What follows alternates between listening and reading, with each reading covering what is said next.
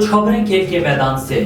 भारत में world cup के final में भारत की शिकस्त भारतीय क्रिकेट फैन बर्दाश्त न कर पाया और दिल का दौरा पड़ने से इंतकाल कर गया। इतवार को भारतीय team ICC one day world cup 2023 में मुसलसल अपने 10वें मैचेस जीतकर फाइनल में ऑस्ट्रेलिया के हाथों 6 विकेटों से शिकस्त खा बैठी।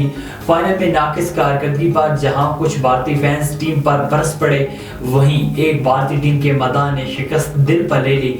भारतीय मीडिया के मुताबिक आंध्र प्रदेश के शहर तिरुपति से ताल्लुक रखने वाला 32 साल सॉफ्टवेयर इंजीनियर ज्योति कुमार भारतीय शिकस्त के बाद कप्तान रोहित शर्मा के आंखों में आंसू देखकर अफसरदा हुआ और इसी गम में उन्हें अचानक दिल का दौरा पड़ा और वो जमीन पर गिर गया।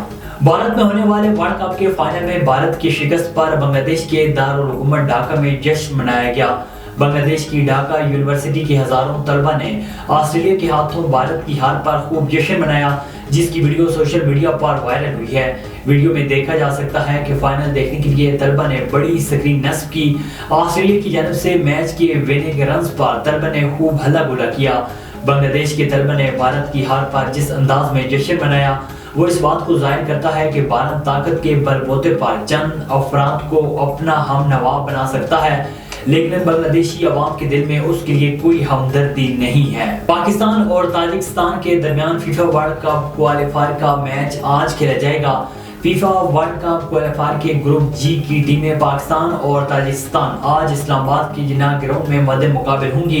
ताजिकिस्तान फुटबॉल टीम के कोच पीटर साइगर ने कहा है कि पाकिस्तान और ताजिकिस्तान के मैच में जीत फुटबॉल की होगी। पाकिस्तान आमद पर गर्मजोशी से इस्तकबाल किया गया।